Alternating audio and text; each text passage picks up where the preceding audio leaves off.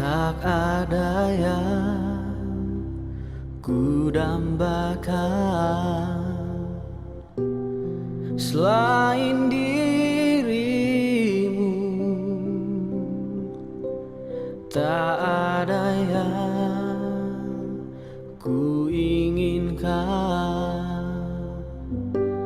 hanyalah Engkau. Ajarku mengenalmu, bawaku lebih mengenalmu. Pribadimu yang ku rindu, ajarku mengenalmu.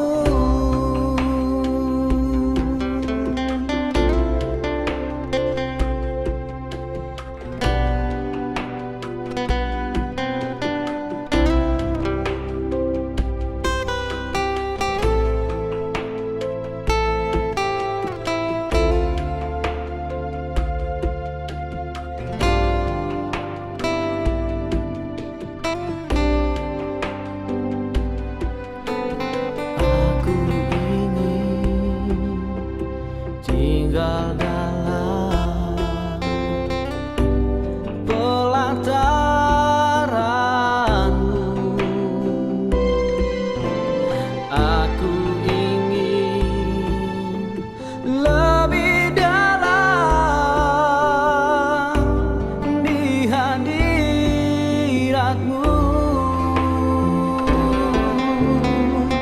Ajarku mengenalmu, bawaku lebih mengenalmu. Pribadimu yang ku rindu, ajarku mengenalmu.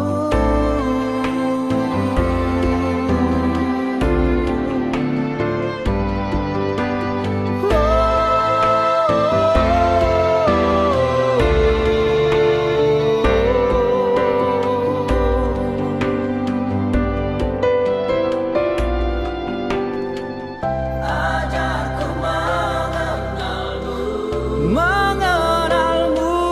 Tuhan, lebih mengenalmu. Pribadimu yang ku rindu,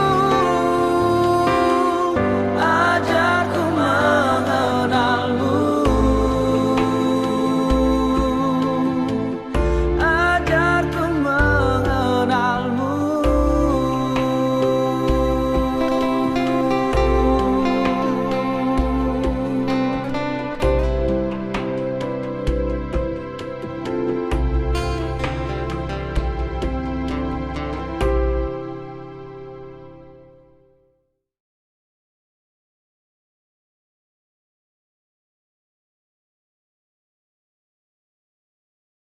Shalom, salam sejahtera jemaat Simpang Bulai, baik yang ada di Ipoh, Malaysia dan juga yang ada di Indonesia.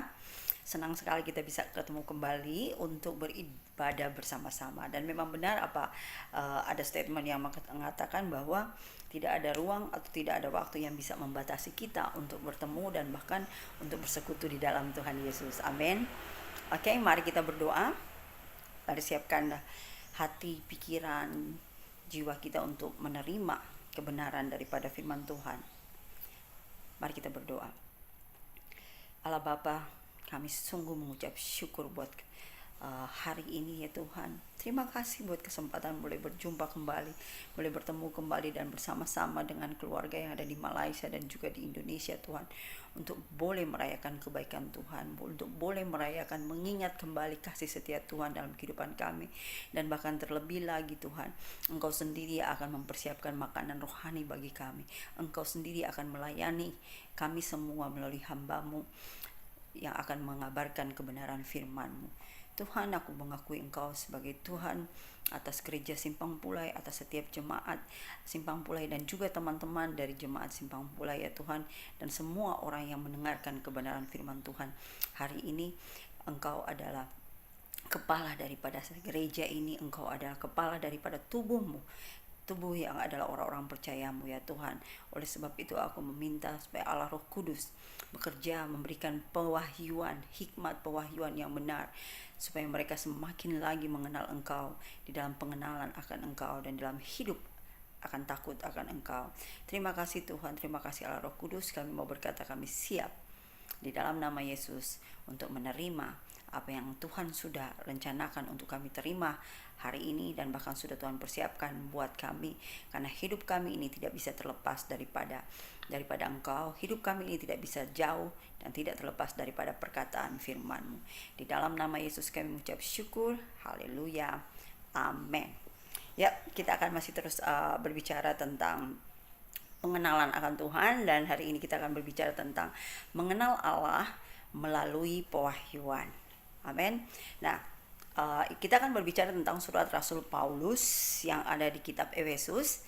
Nah, ada juga surat Rasul Paulus yang ada di jemaat, yang dia tulis kepada jemaat di Kolose, Filipi, dan juga di Efesus. Dan situ ada doa-doa yang luar biasa yang Rasul Paulus panjatkan kepada Tuhan. Dan tentu saja kita percaya bahwa doa-doa ini pun ditujukan kepada kita orang-orang percaya di dalam Tuhan yang hidup di zaman saat ini. Amin.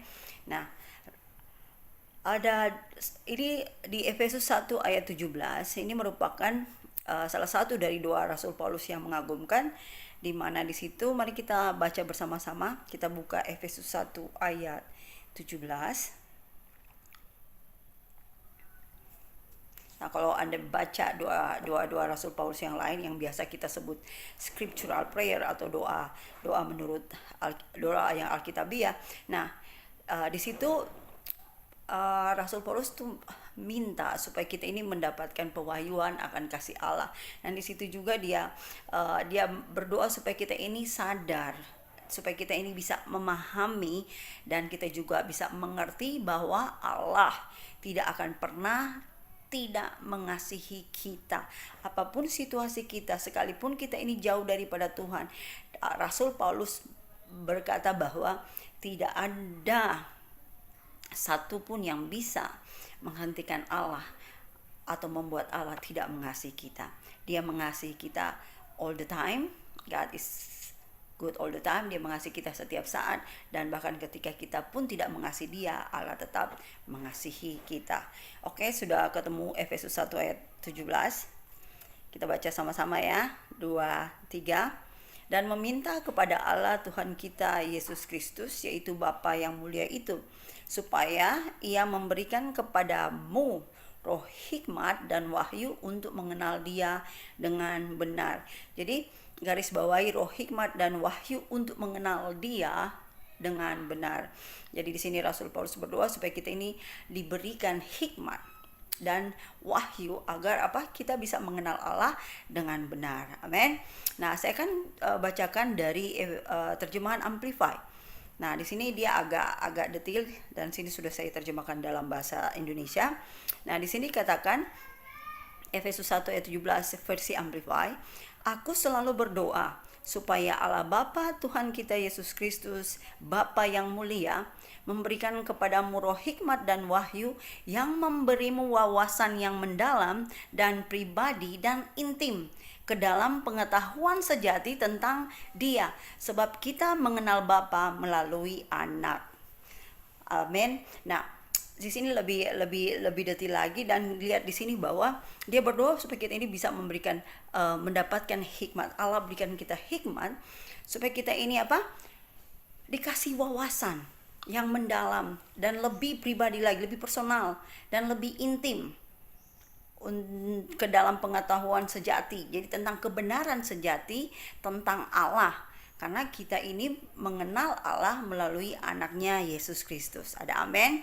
Haleluya. Nah, hal pertama yang dia doakan adalah tentu saja di sini dikatakan bahwa hikmat. Nah, apa sih itu hikmat? Hikmat adalah cara Allah pikir atau cara pandang Allah. Nah, hikmat itu adalah cara bagaimana kita menggunakan pengetahuan. Jadi ada pengetahuan yang kita terima, tetapi bagaimana cara untuk mengaplikasikan pengetahuan ini, makanya dibutuhkan hikmat. Jadi hikmat adalah cara pandang dan hikmat adalah cara menggunakan pengetahuan. Nah, ketika kita baca Alkitab pun itu merupakan sesuatu pengetahuan akan Allah, tetapi dibutuhkan hikmat atau pewahyuan supaya kita itu bisa mengerti. Amin. Anda kadang-kadang baca Alkitab, tapi kadang-kadang nggak ngerti. Berarti Anda cuma punya pengetahuan aja. Dan untuk bisa ayat ini bisa menjadi hidup, ayat ini bisa diterapkan di dalam kehidupan kita sehari-hari, kita perlu hikmat dan kita juga butuh pewahyuan. Nah, jadi hikmat itu adalah seperti yang mau bilang, lakukan sekarang, kemudian nanti kita pasti akan senang gitu loh. Nah, cara-cara kita selalu menerima banyak hikmat. Ada hikmat manusia, ya kan? Terkadang kita ini kalau ada masalah kita cari hikmat manusia.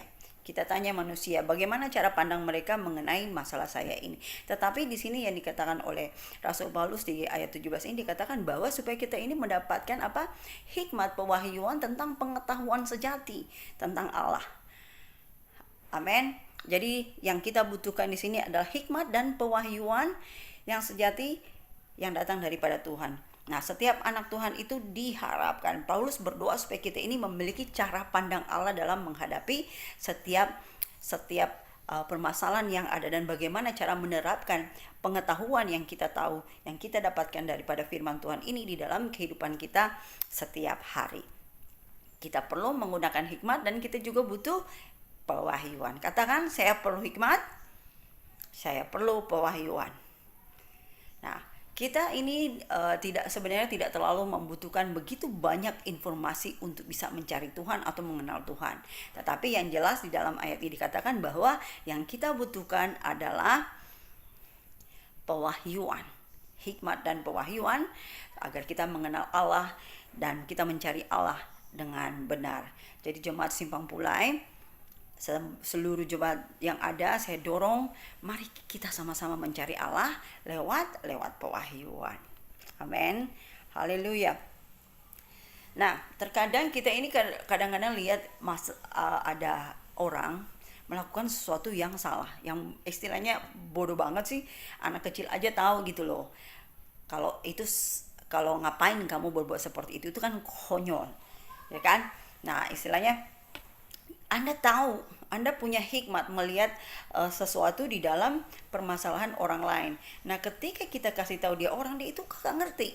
Nah, Anda harus ingat bahwa setiap orang itu tidak bisa memiliki pandangan yang sama seperti Anda. Karena setiap orang itu dia punya pandangannya sendiri. Ketika kita punya hikmat, waktu kita lihat bahwa itu sebenarnya nggak harus dilakukan seperti itu. Nah, itu yang kita lihat dari cara pandang kita, dari hikmat kita. Tapi ketika dia sendiri pun belum sampai ke sono, kita nggak perlu adu urat untuk ngasih tahu bahwa kamu itu bodoh, apa ini begini. Karena di sini dikatakan bahwa dia nggak punya pewahyuan, dia nggak punya hikmat, dia nggak punya cara pandang bagaimana Allah memandang masalah tersebut. Amin. Jadi kita pun ini sebagai anak-anak Tuhan diharapkan untuk bisa memiliki cara pandang Allah. Nah, untuk memiliki cara pandang Allah ini atau hikmat dan pewahyuan ini itu tergantung dari bagaimana cara Anda mencari Allah, bagaimana cara Anda punya hubungan dengan Tuhan setiap hari. Nah, untuk menghadapi orang-orang yang tidak memiliki hikmat atau cara pandang mereka itu berbeda dengan kita, seperti tadi saya katakan bahwa kita nggak perlu untuk adu otot atau adu urat dengan mereka. Yang harus kita lakukan adalah seperti apa yang dilakukan oleh Rasul Paulus. Kita doakan mereka karena kita percaya bahwa hanya Allah yang sanggup mengubah mereka. Dan kalau Allah mengubah kehidupan mereka, otomatis cara berpikir dan perilaku mereka dan cara bagaimana mereka menghadapi masalah itu pasti juga akan dihadapi dengan hikmat yang datang daripada Tuhan. Seperti kita melihat masalah itu tersebut, kita lihat dari cara pandang Allah sendiri. Amin. Nah, Sekarang di sini saya mau katakan bahwa ada perbedaan antara informasi dan pewahyuan. Nah, sekarang pun kita tahu bahwa kalau kita ini sudah terbiasa, ada yang pendidikannya udah sampai master, doktor, bahkan profesor. Nah, semua kita ini diedukasi, dididik sampai kita memiliki begitu banyak pengetahuan. Dan kadang-kadang juga saya bisa lihat ya, orang dengan titel sarjana atau dia doktor, tetapi ketika dia cara hidupnya bermasyarakat itu pun menunjukkan bahwa sebenarnya dia itu tidak berhikmat, pintar-pintar tetapi nggak punya hikmat, nggak punya pewahyuan.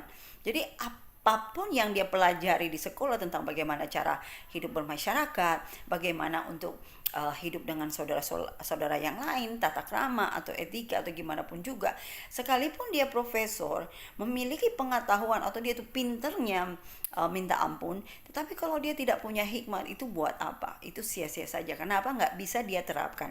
Jadi kembali saya katakan bahwa hikmat itu adalah bagaimana cara kita menggunakan pengetahuan atau informasi yang kita dapatkan itu, dan kita mengaplikasikannya dengan hikmat dan pewahyuan. Amin. Jadi kalau Anda sebagai anak Tuhan, Anda tahu Alkitab, hafal dari Kejadian sampai Wahyu, tetapi ketika dalam kehidupan hidup Anda itu jauh dari apa yang ada di dalam Alkitab, itu berarti bahwa Anda perlu meminta hikmat dan pewahyuan supaya Anda bisa mengapply pengetahuan yang Anda miliki tentang apa yang Anda dapatkan semua di dalam Alkitab ini di dalam kehidupan Anda sehari-hari, supaya sejalan dengan kebenaran firman Tuhan. Haleluya. Nah, mari kita baca di Markus 4 ayat 24. Markus 4 ayat 24. Saya akan baca dari terjemahan Amplify, karena kalau yang dari terjemahan bahasa Indonesia itu hanya beberapa kata saja. Nah, kalau di Amplify akan lebih jelas lagi, oke? Markus 4:24 versi Amplify. Kemudian dia berkata kepada mereka, ini Yesus yang berkata, perhatikan apa yang kamu dengar. Dengan standar ukuran kamu sendiri, yaitu sejauh kamu mempelajari kebenaran rohani dan menerapkan kebijaksanaan ilahi, itu akan diukurkan kepadamu, dan kamu akan diberikan kemampuan yang lebih besar untuk berespon, dan lebih banyak lagi akan diberikan kepadamu. Nah, saya kasih contoh. Mungkin Anda mendengarkan kebenaran firman Tuhan, dan kemudian setiap pendeta pasti dibilang baca firman Tuhan, renungkan itu, kemudian lakukan. Tetapi di sini dikatakan bahwa semakin banyak waktu yang kau luangkan untuk mempelajari firman Tuhan atau mempelajari kebenaran rohani dan menerapkan kebijaksanaan ilahi, nah semakin itu yang akan diukurkan kepada kita. Anda buang waktu 2 jam mempelajari kebenaran firman Tuhan, dan kemudian Anda terus menerus isi hati Anda dengan kebenaran firman Tuhan, nah itu akan Tuhan berikan kepadamu lagi. Dan bahkan dikatakan di sini bahwa diberikan kemampuan yang lebih besar lagi untuk meresponi. Maka Tuhan bilang begini, minta, pasti kuberikan kepadamu. Minta hikmat, dan Allah yang adalah Allah yang pemurah, dia pasti akan memberikan hikmat itu dengan murah hati. Kita butuh pewahyuan, Allah pasti akan berikan pewahyuan. Kenapa? Karena kita ini rajin mencari dan ingin mengetahui dia, mengenal dia dengan lebih dalam lagi. Dan itu diberikan. Kalau Anda cuma dengar firman Tuhan cuma pada hari Minggu saja, atau mungkin seminggu 3-4 kali Anda dengarkan khotbah, untuk khotbah saya atau khotbah dari pengkhotbah yang lain, Anda dengarkan dari audio atau dari media apapun itu. Nah, 3-4 kali itu belum bisa membuat Anda itu paham atau Anda bisa memiliki pewahyuan tentang apa yang Anda dengarkan. Nah, kadang-kadang kita suka begini ke gereja. Kamu nanya, tadi kamu ke gereja, tadi kamu ibadah nggak? Iya. Apa firman yang disampaikan hari ini? Lupa ya, tapi bagus kok firmannya. Itu bagus kok firmannya. Seringkali kita begitu. Kenapa? Karena kita tidak memberikan perhatian kita sepenuhnya kepada firman Tuhan. Itu istilahnya kita itu tidak meluangkan waktu untuk memikirkan kebenaran firman yang kita terima. yang bahkan kita dengarkan pada waktu itu. Dan kalau memang Anda itu setuju dengan saya bahwa setiap kali kita mendengarkan firman Tuhan, pasti ada sesuatu yang Tuhan mau bicarakan kepada kita lewat pemberitaan firman Tuhan. Nah, kadangkala kamu bilang, saya nggak terima apa-apa. Nah, ada yang bilang, waduh, saya diberkati dengan kebenaran firman Tuhan.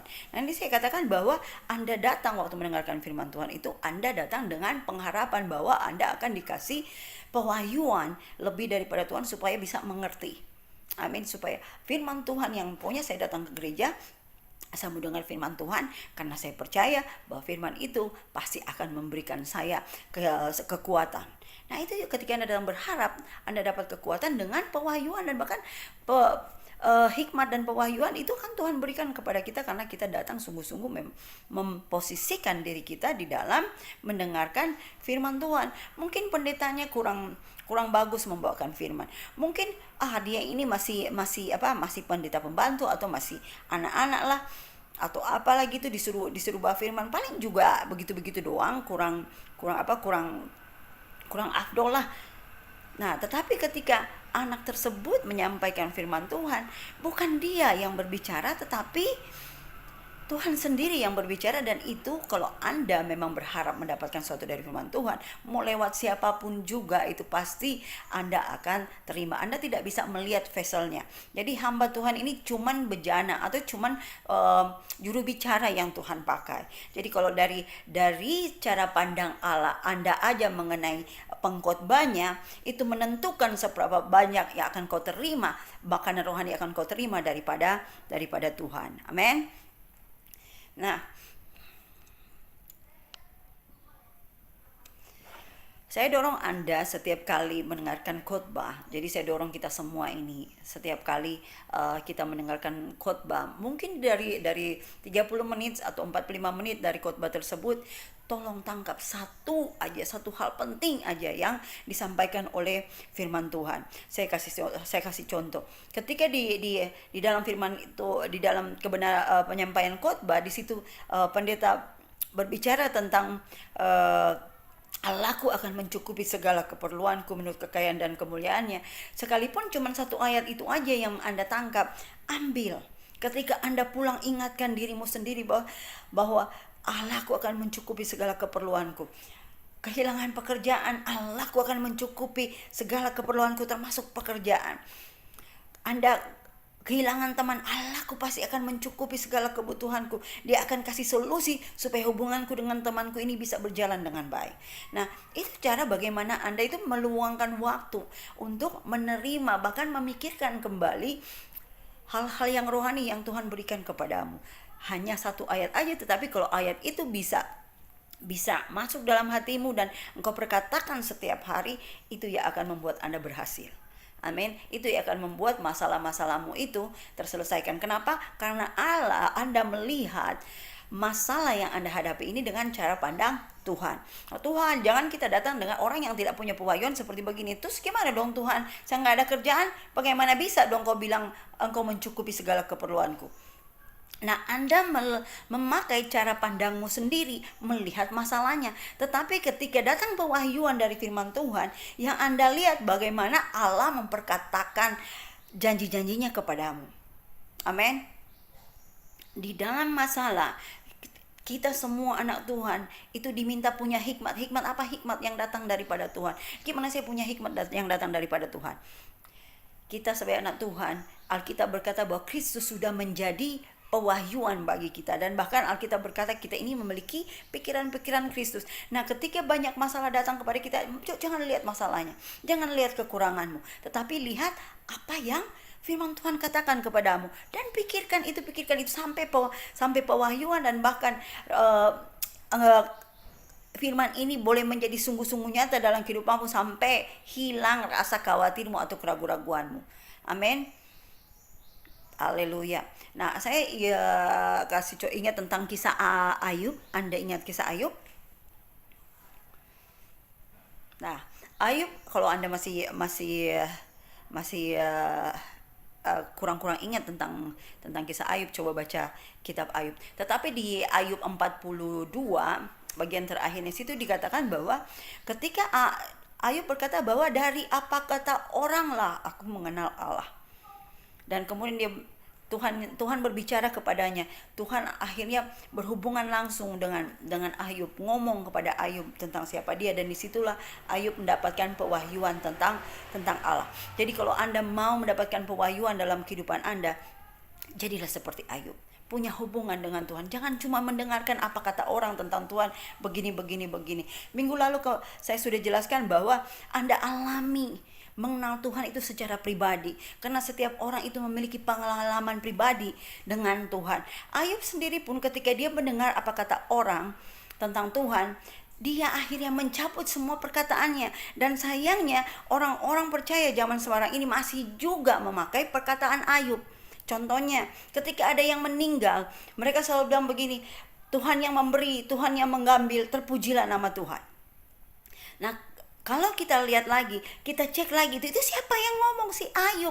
Waktu Ayub ngomong Tuhan yang memberi, Tuhan yang mengambil, dia mendapatkan pewahyuan atau dia mendengarkan Tuhan itu seperti itu gitu. Tuhan yang memberi, Tuhan yang mengambil. Itu dari kata orang, dari kata teman-temannya juga pasti ngomong seperti itu. Kalau Anda mau baca, Ayub pun disuruh menghujat. Karena mungkin kau terlalu banyak dosa, mungkin kamu terlalu begini, makanya Tuhan hukum kamu seperti itu. Ingat bahwa Ayub mendengar tentang Tuhan dari perkataan orang. Jadi kalau Anda sebagai anak Tuhan, dengar langsung dari Tuhanmu sendiri. Kita suka main ada permainan di mana kita kata berantai, kalimat berantai. Jadi saya bisikin ke kamu, Tuhan Yesus itu baik, makanya dia meninggal, mati buat kamu. Nah, satu orang lagi bawa berita. Dari orang pertama sampai orang terakhir, beritanya itu sudah berubah. Sering kan kita suka bikin game seperti itu.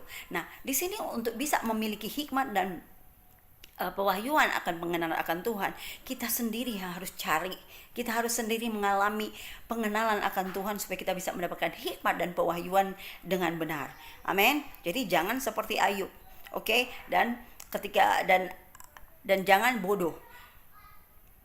Ayub udah mencabut omongannya yang tadi, Tuhan yang memberi, Tuhan yang mengambil, setelah dia tahu Tuhan secara pribadi. Nah, kita ini yang hidup di zaman perjanjian baru masih juga memakai perkataan Ayub. Tiap kali ada yang meninggal, saya lihat ada postingan, Tuhan yang memberi, Tuhan yang mengambil, terpujilah nama Tuhan. Itu orang yang mendapatkan informasi dan tidak memiliki pewahyuan atau hikmat dari Allah sendiri yang ngomong seperti itu. Tapi saya percaya di Jemaat Simpang Pulai tidak ada orang yang ngomong seperti itu lagi. Amin. Karena kita semua sudah mendapatkan pewahyuan daripada Tuhan bahwa ketika Allah memberi, dia tidak akan mengambilnya kembali. Yang tukang ngambil itu siapa? Si setan yang suka mencuri daripada kita. Makanya itu dikata oleh Yesus. Yesus mengatakan di Yohanes 10 ayat 10, pencuri datang untuk mencuri, membunuh dan membinasakan, tetapi aku datang untuk memberikan kehidupan yang luar biasa, hidup yang berkelimpahan. Oke? Jadi jemaat-jemaat Simpang Pulai, jemaat-jemaat yang punya pengenalan akan Tuhan, yang tahu siapa Tuhan mereka, tidak akan posting lagi atau ngomong atau kasih kata-kata penghiburan, mau di Facebook, mau di Instagram, atau mau di mana aja. Tuhan yang memberi, Tuhan yang mengambil, terpujilah nama Tuhan. Kalau nggak percaya ngomongan saya, baca sendiri Ayub 42. Dikatakan di situ, dia mencabut semua ucapan-ucapannya. Beribu-ribu tahun yang lalu Ayub sudah mencabut ucapannya karena dia sudah memiliki pewahyuan tentang Allah secara pribadi. Tetapi kita yang hidup zaman perjanjian baru masih tetap aja menggunakan kata-kata yang diucapkan oleh Ayub sendiri. Amin. Haleluya. Oke, kita lanjut ke ayat berikutnya. Tadi Efesus 1 ayat 17. Sekarang kita akan baca di ayatnya yang ke-18. Kita baca sama-sama. Supaya ia menjadikan mata hatimu terang, agar kamu mengerti pengharapan apakah yang terkandung dalam panggilannya, betapa kayanya bagian yang ditentukannya bagi orang-orang kudus. Amin. Haleluya. Saya baca dalam terjemahan Amplify. Dan aku berdoa agar mata hatimu, pusat dan inti dari keberadaanmu menjadi terang, dibanjiri dengan terang oleh Roh Kudus, sehingga kamu dapat mengetahui dan menghargai pengharapan yakni jaminan ilahi, harapan pasti yang Allah tentukan bagimu, kekayaan warisan kemuliaannya bagi orang-orang kudus, yakni jemaat Allah. Amin. Nah, ini doa selanjutnya dari Rasul Paulus, di mana dia berdoa agar mata hati kita ini, pusat dari inti keberadaan kita ini. Ingat, kita ini manusia roh, amin, menjadi terang, bahkan dibanjiri dengan terang oleh Roh Kudus. Roh Kudus tinggal di dalam kita. Roh Kudus ada di dalam kita, dan dia akan membanjiri kita ini dengan terang. Terang apa? Terang kebenaran firman Tuhan. Sehingga kita dapat mengetahui dan menghargai pengharapan. Garis bawahi gak kata pengharapan. Pengharapan di sini seharusnya menjadi gaya hidup kita. Pengharapan ini seharusnya menjadi kebiasaan dalam hidup kita. Kita seharusnya kecanduan dengan yang namanya pengharapan. Amin. Di dalam Yesus ada pengharapan. Di dalam Tuhan ada pengharapan. Amin. Tuhan tidak pernah bilang bahwa di dalam aku ada kekecewaan. Amin. Ini pewahyuan yang Tuhan mau, Tuhan inginkan dalam kehidupan kita, supaya kita ini apa? Di setiap kali kita menghadapi masalah, ingat pengharapan. Ingat bahwa masih ada hari esok. Ketika Anda nggak punya pekerjaan, kena PHK saat ini juga, Anda berkata masih ada pengharapan di dalam Tuhan. Dia mengasihi aku, oleh sebab itu akan ada pekerjaan yang lebih baik yang Tuhan akan berikan kepada aku. Nah, itu dia, bukan kita harus menyerah, give up, stres, nggak tahu mau ngapa-ngapain gitu loh. Tetapi ketika Anda punya pewahyuan tentang pengharapan di dalam Tuhan, sekalipun Anda mengalami masalah, kehilangan pekerjaan, kehilangan orang yang kau sayangi, Anda dimusuhi oleh siapapun juga, Anda akan tetap punya pegangan yang kuat bahwa Anda punya pengharapan di dalam Tuhan. Itu yang membuat engkau menjadi orang Kristen yang berani, orang Kristen yang bijaksana. Oh, teman-temanmu yang lain mungkin kelihatannya udah patah semangat, udah stres, gimana ini istri, anak-anak mau makan satu keluarga. Tetapi ketika dia melihat kepadamu, engkau mengucap syukur karena di dalam Tuhan ada pengharapan. Sebab dia hidup, ada hari esok. Sebab dia hidup, ku tak gentar karena ku tahu dia pegang hari esok. Hidup jadi berarti sebab Yesus hidup. Sebab dia hidup, ada pekerjaan yang lain. Sebab dia hidup, aku gak akan nganggur, karena ku tahu ku diberkati oleh pekerjaan. Aku ditentukan buat jadi berkat lewat pekerjaanku. Nah, itulah cara orang yang memiliki pandangan atau wawasan Allah di dalam kehidupannya. Amin. Nah, di dalam kehidupan orang Kristen, orang-orang percaya, di dalam kehidupan jemaat Simpang Pulai, tak ada lagi kata-kata pesimis, kata-kata negatif atau komplain yang keluar dalam mulut kita ini nih. Hal-hal yang buruk boleh terjadi, tapi kembali lagi set mindmu, ingat kembali, oh iya ya, saya punya pengharapan di dalam Tuhan. Tuhan udah berjanji dia gak akan membiarkan aku sendiri. Tuhan berjanji dia tidak akan membiarkan aku. Mungkin teman-temanku mulai menjauh, apalagi mungkin keluargaku tuh udah mulai menjauh, gak memberikan perhatian kepada aku karena aku udah kehilangan pekerjaan atau gak punya apa-apa lagi. Tetapi karena kita ini punya gaya hidup atau punya pandangan Allah, Tuhan itu tetap selalu beserta denganku. Hanya aku yang kubutuhkan Tuhan saja. Saya berhubungan dengan orang lain itu karena hasil hubunganku dengan Tuhan. Ingat, ketika kita mengalami hubungan yang intim dengan Tuhan, maka hasil dari hubungan intim kita dengan Tuhan ini, kita bisa berhubungan dengan orang lain dengan kasih Tuhan. Amin. Jadi hidup kita ini tidak tergantung oleh orang tua kita, tidak tergantung oleh teman-teman kita. Hidup kita ini tergantung di dalam Tuhan. Inilah pewahyuan yang luar biasa yang Rasul Paulus doakan, supaya kita semua ini orang Kristen boleh mata hatinya itu menjadi terang dan mengerti di dalam keberadaan kita ini. Kita ini dibanjiri oleh terang Kristus, terang Injil. Amin. Pikiran kita ini, hati kita ini dipenuhi oleh pikiran-pikiran Kristus, pikiran-pikiran yang penuh dengan pengharapan, pikiran-pikiran yang penuh dengan janji-janji Tuhan. Amin. Di saat tubuh jiwa ini nggak mau bekerja sama, tapi roh kita ini tuh tetap terus. Anda punya kunci, Anda sendiri yang punya kontrol untuk bisa mengatasi tubuh dan jiwa Anda. Amin. Anda sendiri yang bertanggung jawab atas kehidupanmu. Allah sudah berikan kita kuasa. Nah, kita lihat di sini, benar nggak Tuhan sudah memberikan kita kuasa? Kita baca di ayat 19.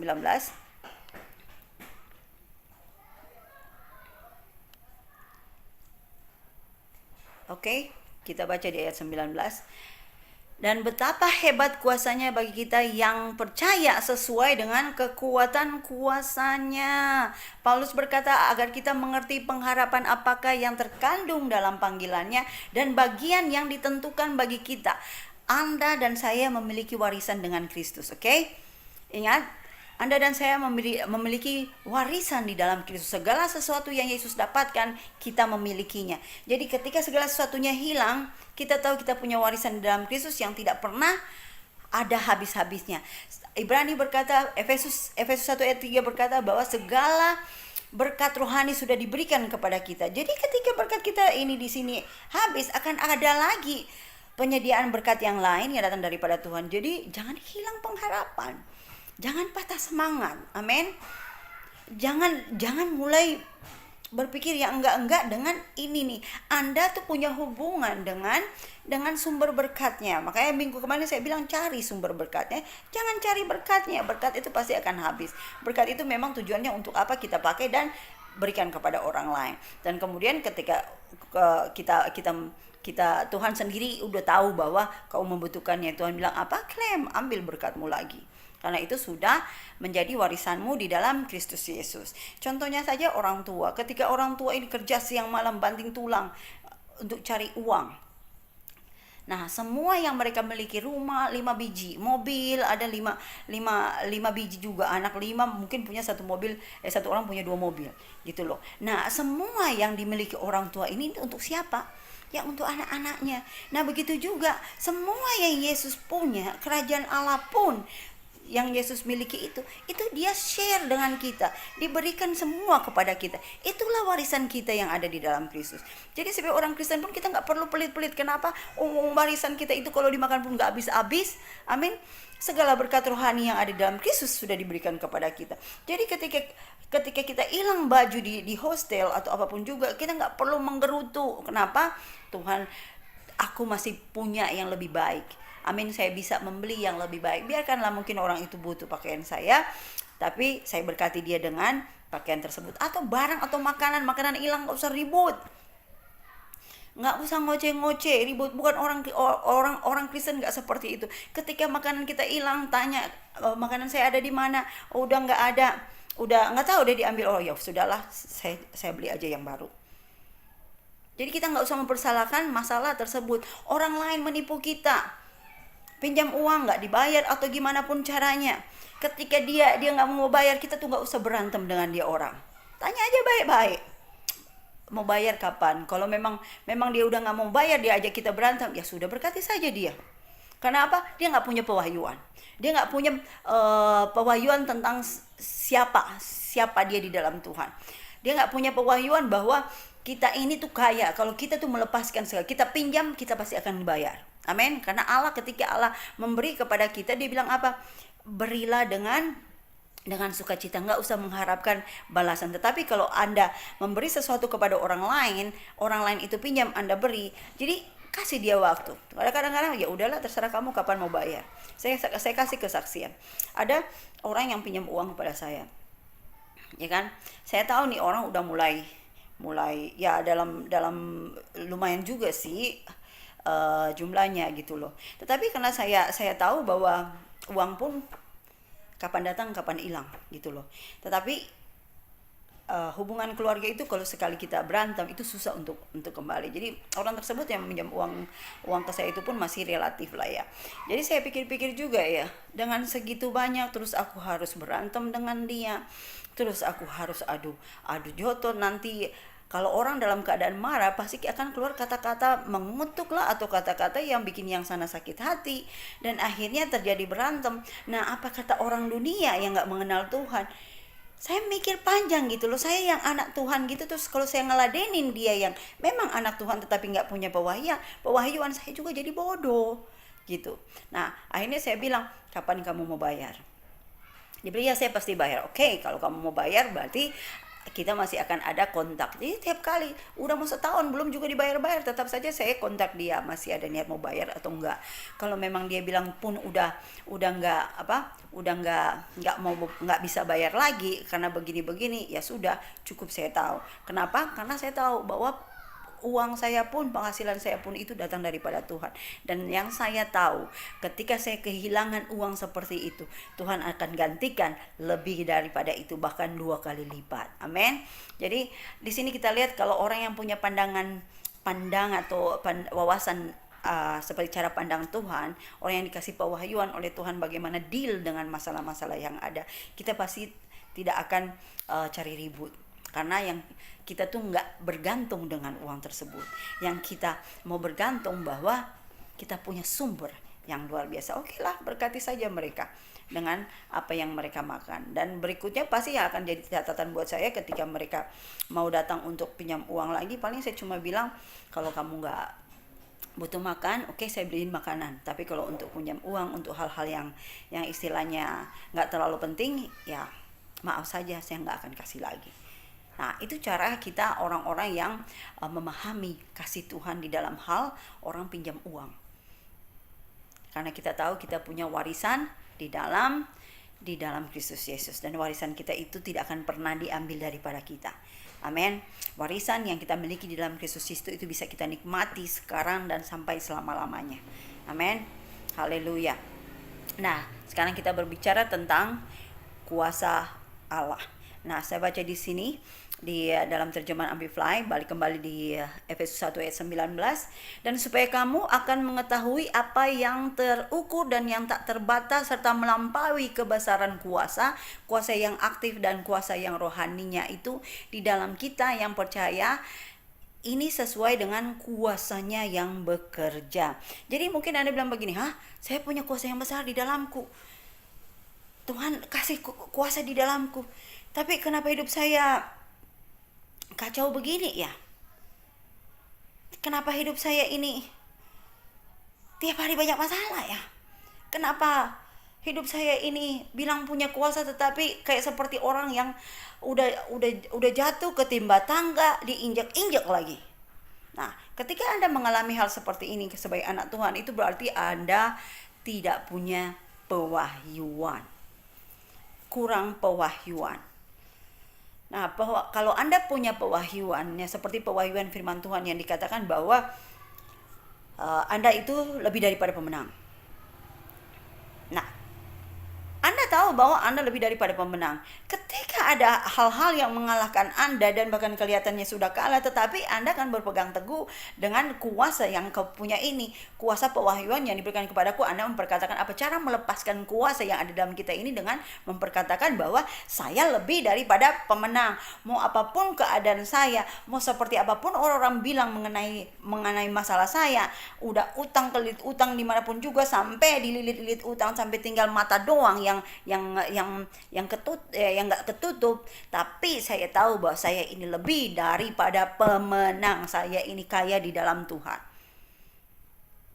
Nah, itu caranya Anda menggunakan kuasa yang ada di dalam Anda. Kita dikasih kuasa untuk apa? Untuk mengusir setan. Ingat firman Tuhan berkata bahwa kamu bisa mengusir setan. Ketika Anda dapat pewahyuan bahwa Anda ini bisa mengusir setan, dapat pewahyuan bagaimana cara menggunakan kuasa ini untuk bisa mengusir setan. Nah, saya kasih contoh, ketika kita dikasih pewahyuan bagaimana mengusir setan, otomatis Anda nggak harus bilang, Tuhan, ini ada setan di depan saya, usir nggak ya? Nah, bukan seperti itu. Pewahyuan yang diberikan kepada kita bahwa kau sudah punya kuasa, usir tuh setan itu, langsung deal dengan setan. Nggak usah pakai permisi lagi. Tuhan, saya mau pakai ini kuasa ya, saya usir, buat usir itu setan ya, boleh nggak?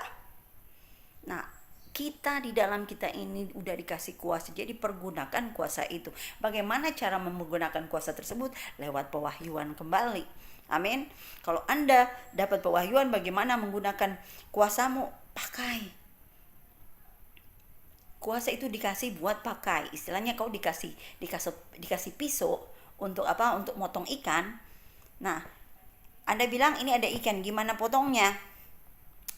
Orang udah tahu bahwa kalau potong ikan itu pakai pisau.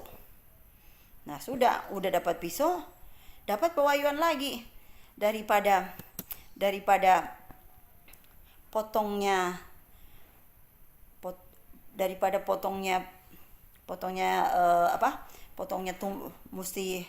mesti potong dua apa potongnya tiga ya.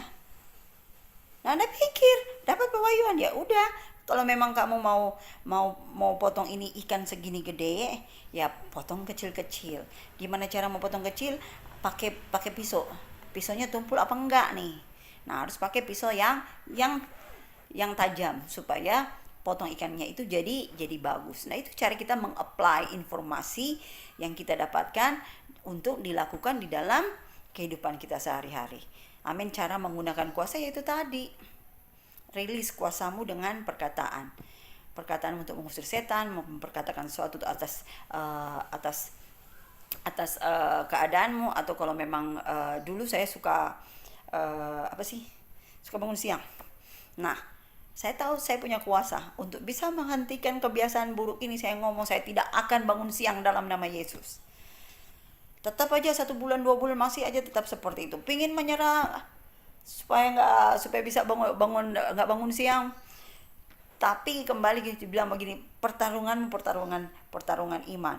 Saya ngomong lagi, saya bisa bangun siang dalam nama Yesus. Saya bisa bangun pagi dalam nama Yesus. Saya bisa bangun pagi dalam nama Yesus. Dan akhirnya itu terbukti. Tanpa kita sadari, akhirnya kita itu udah bisa bangun siang. Nah, itu cara kita melepaskan kuasa. Amin. Kita ini disuruh memahami kuasa apa yang ada di dalam kita. Jadi Anda itu sebenarnya seperti raksasa tidur. Punya kuasa tapi nggak pernah dipakai. Makanya jadi orang Kristen yang kalah melulu. Karena apa? Kurang pengetahuan, kurang pewahyuan bagaimana menggunakan kuasa tersebut. Dan ini yang Rasul Paulus doakan. Kita semua ini anak Allah. Kita semua ini tentu saja dipenuhi oleh Allah. Dan ada begitu banyak janji-janji Allah dalam Alkitab. Saking banyaknya makanya kita nggak bisa paham. Oke, makanya Tuhan itu singkapkan kepada kita ini pewahyuan tentang janji-janji itu disingkapkan pelan-pelan satu per satu. Nggak bisa dikasih semuanya karena otak kita ini nih nggak bisa nampung. Yang Tuhan tuntut daripada kita ini percaya dan lakukan saja. Amin. Kalau dia bilang kamu bisa, ya kamu pasti akan bisa. Kenapa? Karena dia udah kasih kuasa di dalam kita itu untuk melakukan sesuatu. Dan Tuhan gak akan pernah bisa kasih sesuatu di dalam kita di mana kita tidak bisa melakukannya. Oke, jadi lakukan bagianmu di mana engkau bisa, dan Tuhan akan melakukan apa yang menjadi bagian Dia untuk melakukan hal-hal yang tidak bisa kita lakukan. Amin. Haleluya. Nah, Paulus berkata agar kita ini bisa mengerti pengharapan apakah yang terkandung dalam panggilannya dan bagian yang ditentukannya bagi kita ini harus paham bahwa kita memiliki warisan dengan Kristus dan segala sesuatu yang Yesus dapatkan kita memilikinya, dan kita tahu bagaimana cara untuk menggunakan kuasa tersebut. Amin. Jadi pewahyuan adalah sesuatu yang tidak bisa diambil darimu oleh situasi apapun. Jadi pewahyuan ini penting. Apalagi pewahyuan akan Tuhan yang paling penting di dalam kehidupan kita. Jadi kalau Anda berpikir bahwa Allah sudah melupakan Anda, saya mau kalian tahu bahwa Allah mengasihi kita semua. Allah telah memberikan kepada kita warisan. Allah mau kita itu memiliki pengharapan, dan pengharapan ini bisa menjadi habit atau bisa menjadi kebiasaan dalam hidup kita. Dan ingat bahwa saudara-saudari, saudara dalam Kristus semuanya, Allah itu nyata. Dan Anda dapat mengenal, kita semua ini bisa mengenal Dia secara pribadi melalui pewahyuan. Amin. Kita ini bisa memiliki yang namanya pewahyuan. Asalkan kita itu rajin membangun hubungan dengan Tuhan. Kita rajin cari Tuhan setiap hari. Kita jangan cuma mau cari Tuhan ketika ada masalah. Nah, dulu kita sering seperti ini. Ketika dapat masalah, Tuhan bicaralah padaku bagaimana caranya saya bisa mengatasi masalah ini. Buru-buru buka Alkitab. Habis itu ini tangannya nih udah mulai pada begini. Kiraan buka Alkitab, cak.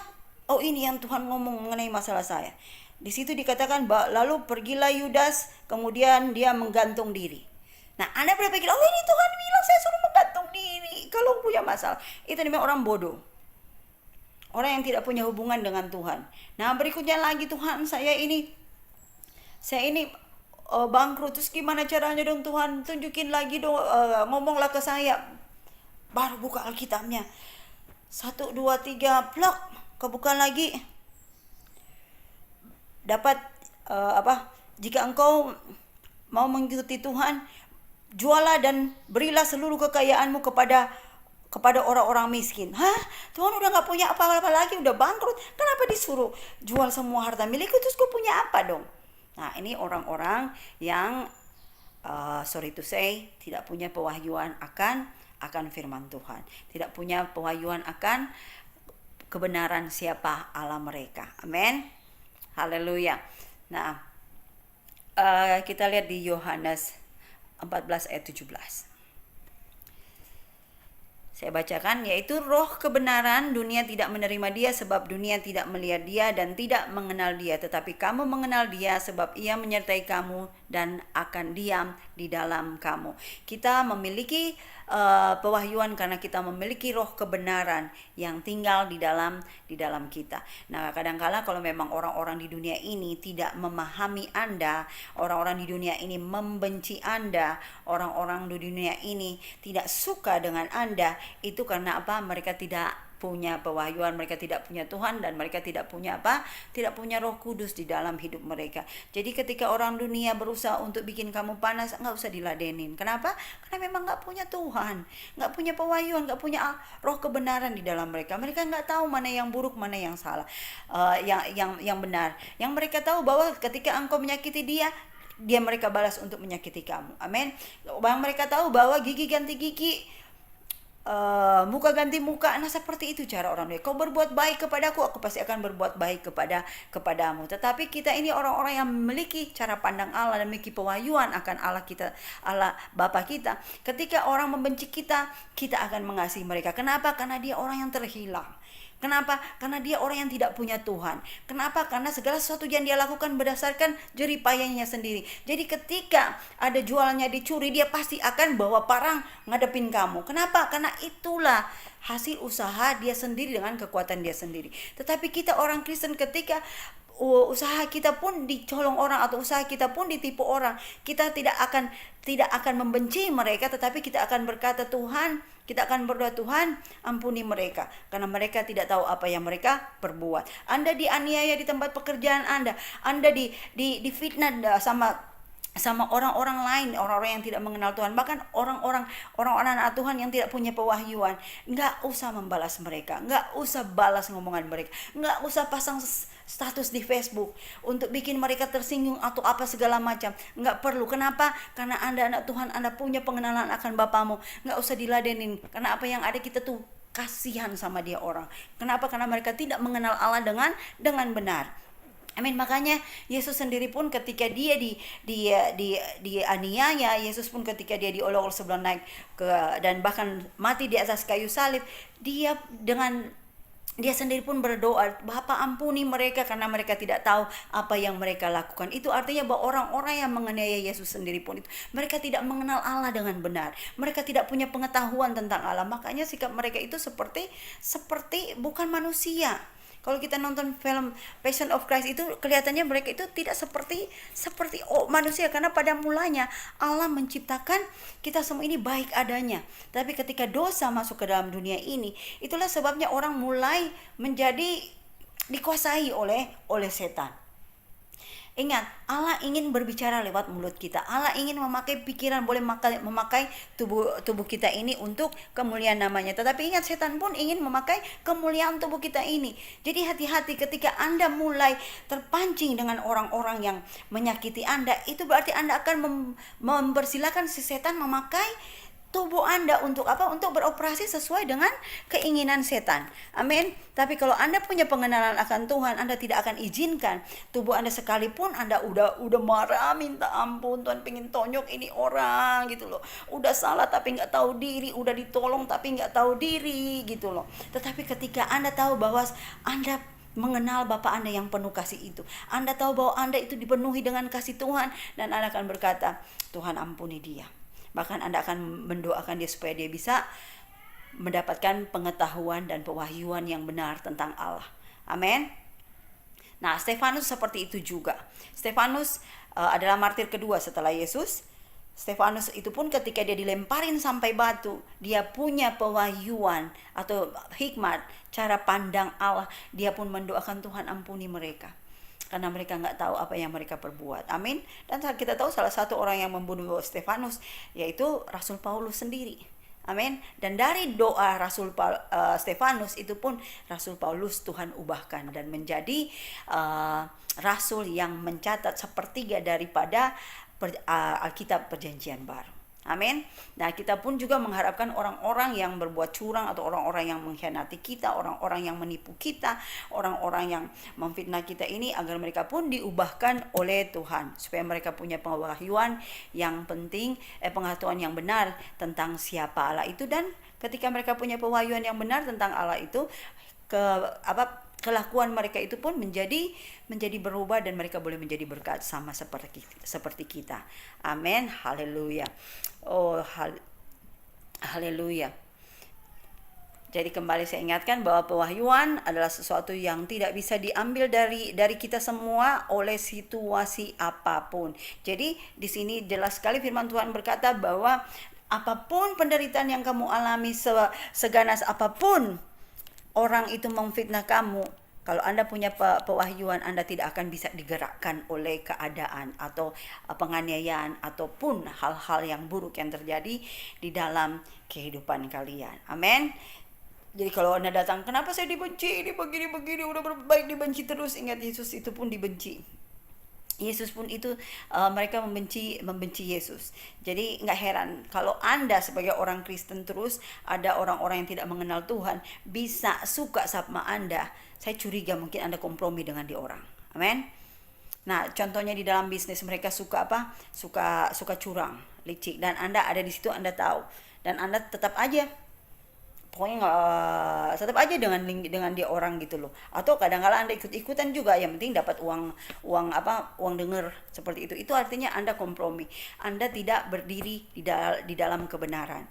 Itu artinya Anda sudah diubahkan oleh mereka. Makanya Tuhan bilang, ubahkan selalu pikiranmu itu dengan firman Tuhan, karena dengan firman Tuhan kita akan mendapatkan pewahyuan, cara pandang kita, bagaimana mengatasi masalah dengan cara pandang Tuhan, bagaimana mengatasi hubungan-hubungan yang tidak sehat dengan cara pandang Tuhan. Dengan mengenal pewahyuan yang benar tentang Tuhan, maka segala sesuatu yang akan kita hadapi itu pasti kita akan hadapi dengan benar, dan kita itu pun tidak akan tersinggung, atau kita pun ini akan tetap menjadi berkat bagi orang lain. Jadi yang saya katakan di sini bahwa teruslah mencari Tuhan, teruslah mengenal Tuhan, udah lewat pewahyuan akan kebenaran firman Tuhan, dengan membangun hubungan dengan Tuhan setiap hari. Amin. Jika Anda kurang mengerti atau tidak paham dengan apa yang Anda alami, balik lagi kepada janji-janji Tuhan. Kalau Tuhan menjanjikan Anda itu hidup sehat, ya otomatis Anda akan terus, Tuhan, saya akan tetap hidup sehat. Pergunakan kuasa Anda untuk memperkatakan hal-hal yang baik, untuk mengambil kesembuhan yang sudah Yesus sediakan buat kalian, dan untuk memanggil. Dan bahkan Tuhan bilang tangan kita ini nih, itu dia berkati untuk apapun yang kita buat pasti akan berhasil. Kalau Anda kehilangan pekerjaan saat ini juga, ingat bahwa pengharapan Anda dalam Tuhan, pewahyu, cara Anda melihat keadaan Anda ini sesuai dengan pandangan Tuhan, bahwa di dalam Tuhan ada pengharapan. Di dalam Tuhan ada pekerjaan yang lebih baik daripada yang sebelumnya. Karena Allah akan selalu memberi yang terbaik bagi anak-anaknya. Amin. Dia tidak akan pernah membiarkan kita ini meminta-minta atau mengemis-ngemis, tetapi dia akan mencukupi kebutuhanmu asalkan kita ini mau mencari Tuhan dan kemudian mengenal Dia lewat pewahyuan yang Roh Kudus sendiri akan singkapkan kepada kita. Asalkan Anda mau meluangkan waktu, seperti tadi Alkitab berkata bahwa ukuran yang kau pakai untuk meluangkan waktu di dalam kebenaran firman Tuhan itu akan dipakaikan kepadamu, dan itu pun akan diberikan kepadamu, dan itu pun akan diberikan bahkan berlimpah-limpah lagi kepadamu. Jadi kalau pengenalan Anda akan Tuhan cuma seminggu sekali, nah mungkin sepanjang 6 hari sebelumnya itu Anda akan babak belur, karena Anda cuma punya satu pewahyuan, satu hari pewahyuan. Dan kita butuh pewahyuan dan juga hikmat daripada Tuhan itu setiap hari. Amin. Jadi kalau Anda ingin mengalami kehidupan yang berkemenangan, cari Tuhan, kenal Tuhan lewat pewahyuan yang pewahyuan di dalam kebenaran firman-Nya, dan pasti Roh Kudus akan menerangi hati kita dan bahkan membanjiri hati kita ini dengan terang, yaitu pewahyuan. Terang itu adalah pewahyuan akan Allah, pewahyuan akan kebenaran-kebenarannya. Amin. Haleluya. Nah, saya rasa sampai di sini dulu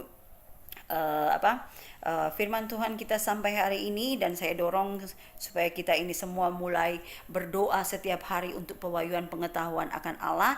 Anda boleh berdoa doa Efesus ini yang tadi sudah kita bahas. Anda bisa mendoakannya untuk Anda sendiri, untuk keluarga Anda, atau siapa aja yang ingin Anda doakan ini. Bahkan orang-orang yang memusuhi Anda, doakan ini untuk mereka juga. Nah, saya pun selalu mendoakan doa ini buat seluruh jemaat Simpang Pulai, bahkan pemerintah yang ada di Indonesia dan di Malaysia, para pemimpin-pemimpin rohani dan seluruh jemaat, bahkan keluarga saya, orang-orang yang istilahnya saya doakan mereka semua dengan doa ini supaya mereka juga diberi hikmat dan pewahyuan pengetahuan yang benar akan Tuhan, agar kehidupan mereka ini akan lebih lagi menikmati kemenangan-kemenangan di dalam kehidupannya setiap hari. Amin. Nah, kita akan memberikan perpuluhan dan persembahan, dan seperti yang saya sudah umumkan minggu lalu, bahwa kita juga akan mengambil persembahan misi untuk kita support pelayanan penginjilan yang ada di Sarawak lewat Yayasan Hope Asia.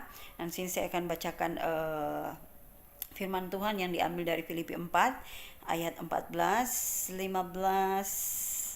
dan 17. Saya bacakan ya. Namun baik juga perbuatanmu, bahwa kamu telah mengambil bagian dalam kesusahanku.